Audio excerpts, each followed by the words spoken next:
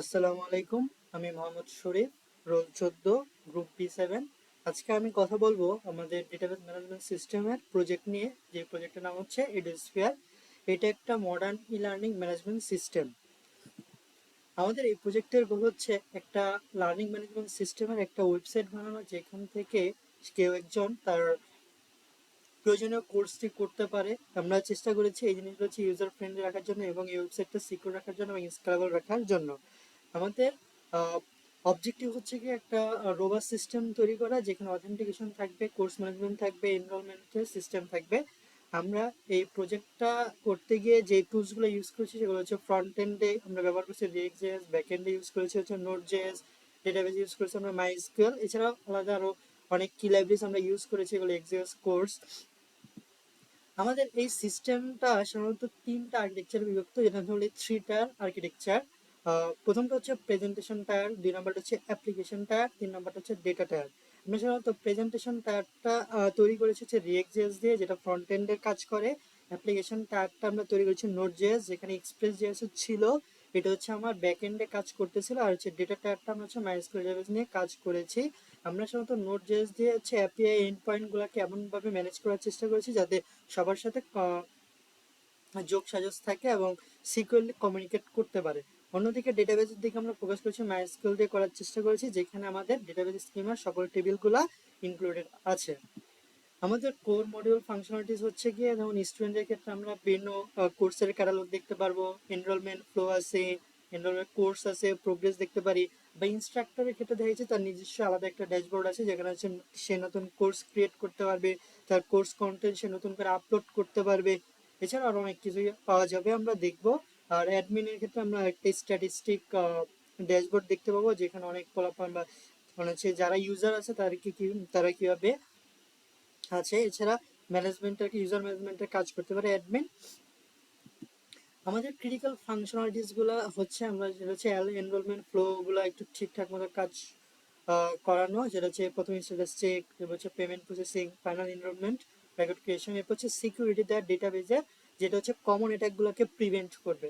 আরেকটা হচ্ছে authentication security দেওয়া, যেটা হচ্ছে role base access control use করে আমরা ব্যবহার করেছি, অর্থাৎ অথেন্টিকেট ইউজার জিনিস ইউজ করে আমরা সিকিউরিটি দেওয়ার চেষ্টা করেছি।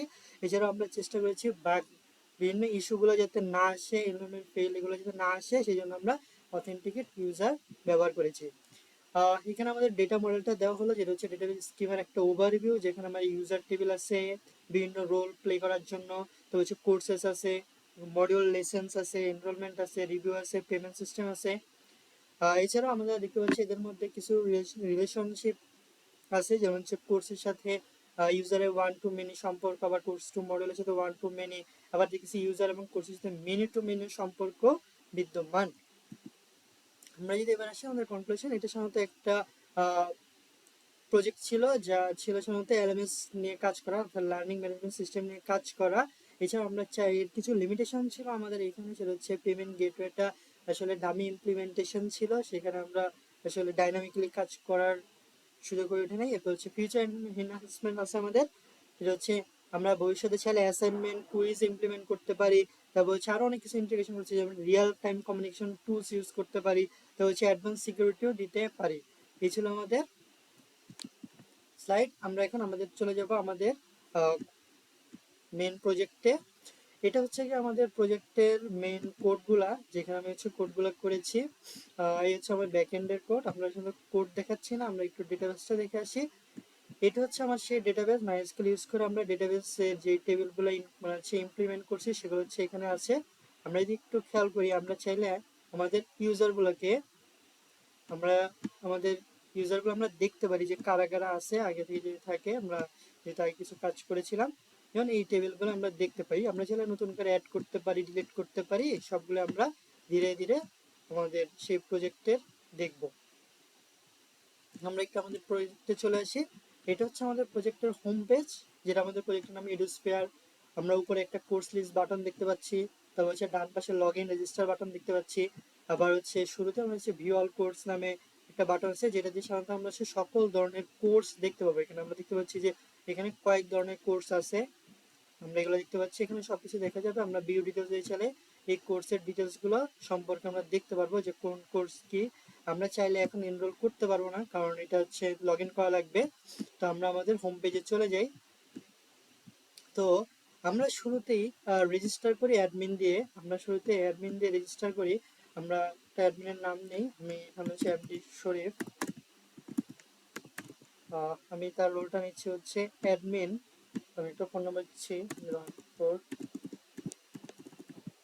একটা ইমেল দিচ্ছি @gmail.com। তো বলছে আমার একটা পাসওয়ার্ড সেট আপ করে নিচ্ছে।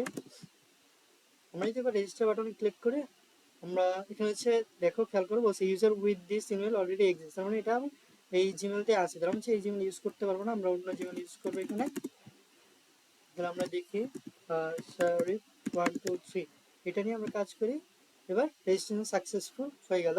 তো এখানে আমরা যদি একটু খেয়াল করি শরীফ 123 এটা অটোমেটিক ফিল আপ হয়ে গেছে, কারণ আমি সেই ইয়েটা দিয়ে রাখছিলাম এখানে। হচ্ছে লগ ইন করলে আমরা হচ্ছে লগ ইন সাকসেসফুল, আমাদের অ্যাডমিন ড্যাশবোর্ডটা এখানে চলে আসলো। আমরা এই অ্যাডমিন ড্যাশবোর্ডে দেখতে পাচ্ছি মনিটর দ্য ওভারঅল স্ট্যাটাস, যেখানে হচ্ছে টোটাল রেজিস্টার ইউজার দেখানো হচ্ছে এরকম 20 জন, স্টুডেন্টস এর 10, ইনস্ট্রাক্টর আছে 5 জন, তার মানে আমাদের যে অ্যাডমিন হিসেবে লগ ইন করা আছে আরো 4 জন। এখানে টোটাল এনরোলমেন্ট আছে 17, টোটাল কোর্স 10। এখানে হচ্ছে সকল নাম্বার অফ ইউজার ম্যানেজমেন্টের সকল তথ্য দেওয়া আছে এখানে, যে কে কি হিসেবে লগ ইন করছে। এখানে যে আমি মাত্রই লগ ইন করছি অ্যাডমিন হিসেবে শরীফ, এর আগে স্টুডেন্ট হিসেবে রফিকুল ইসলাম লগ ইন করা হয়েছিল, এবার শাইলা রহমান হিসেবে অ্যাডমিন লগ ইন করা হয়েছিল।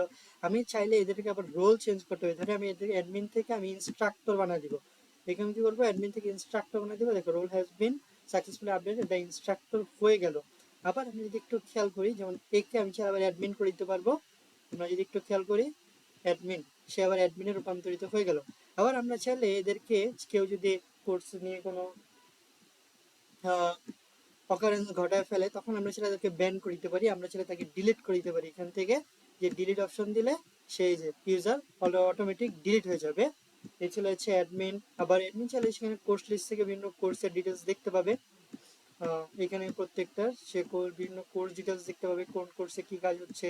এখানে নিচে রিভিউ আছে, এখানে কোর্স ডেসক্রিপশন আছে। তো এই ছিল আমাদের হচ্ছে অ্যাডমিনের ড্যাশবোর্ডটা। এখন আমরা চলে যাবো হচ্ছে আমাদের ইনস্ট্রাক্টরদের ড্যাশবোর্ডে। আমরা এক কাজ করবো, আমরা একটা ইনস্ট্রাক্টর নতুন রেজিস্ট্রেশন করে নিব একটা। আমরা যদি একটু খেয়াল করি রফিকুল ইসলাম আমরা নিলাম, আমরা একজন ইনস্ট্রাক্টর হিসেবে নিব। এবার এবার একটা নাম্বার দিয়ে দিই, নাম্বার দিয়ে দিলাম আমরা, সেটা হচ্ছে এক্সাম্পল। আমরা যদি আসি মানে হচ্ছে ইমেল আমরা যদি দিই, তাহলে এবার আমরা ইমেল দিতে পারি হচ্ছে রফিক@gmail.com। আমরা একটু পাসওয়ার্ড দিয়ে দিব। আমরা এবার যদি একটু রেজিস্ট্রেশন করি, দেখুন রেজিস্ট্রেশন সাকসেসফুল হয়ে গেছে, আমরা এবার লগ ইন করে ফেলবো। তো লগ ইন করলে আমরা সাধারণত এই জিনিসটা ড্যাশবোর্ডটা পাবো, যেখানে যেহেতু এটা নতুন ইউজার খোলা হয়েছে এই জন্য আপাতত তার কোনো কোর্স নাই, তা বলছি কোনো স্টুডেন্ট নাই, অ্যাক্টিভ কোর্স নাই, রিসেন্ট রিভিউ নাই। তা আমরা চাইলে কোর্স ক্রিয়েট করতে পারি। তার এটা হচ্ছে আমার ড্যাশবোর্ড, সে চাইলে কোর্স এখানে দেখবে ডিটেলস, এটা অন্যান্যদের কোর্স। আমি মানে হচ্ছে ইনস্ট্রাক্টর চাইলে নিজের কোর্স তৈরি করতে পারবে। আমি এক কাজ করি, আমি একটা নতুন কোর্স তৈরি করি, সেটা হচ্ছে পাইথন ডিবিএমএস দিয়ে করি, ডিবিএমএস 22001। আমরা হচ্ছে database management system. Then description, it is a database course etcetera. এটা একটা ডেসক্রিপশন থাকবে। দেন ক্যাটাগরি, এটা কোন ক্যাটাগরিতে আমরা যেটা দিতে পারি সেটা হচ্ছে ডেটাবেস যেহেতু ডিজাইন করতে পারি ডিজাইন দিয়ে দিতে পারি হচ্ছে। আর স্ট্যাটাসে আমরা অ্যাক্টিভ নিয়ে নিলাম। আমরা কোর্স ক্রিয়েট করলে আমরা দেখতে পাবো যে course database management system successfully created. তা আমরা এখন এটা ড্যাশবোর্ডে আসলে আমাকে দেখাবে যে এখন টোটাল মানে হচ্ছে টোটাল কোর্স একটা চলে আসছে। পিওর কোর্সের ডেটাবেস ম্যানেজমেন্ট সিস্টেম আমরা দেখতে পাচ্ছি এখানে। এখানে হচ্ছে ভিউ ডিটেলস দেখা গেলে যে কোর্সের আপাতত কন্টেন্ট আমি যেহেতু আপলোড করে নিই, শুধুমাত্র কোর্সটা খুলছে এই জন্য এই অবস্থায় আছে, এটা কোনো রিভিউ আপাতত নাই। তো আমরা আবার ড্যাশবোর্ডে যাব।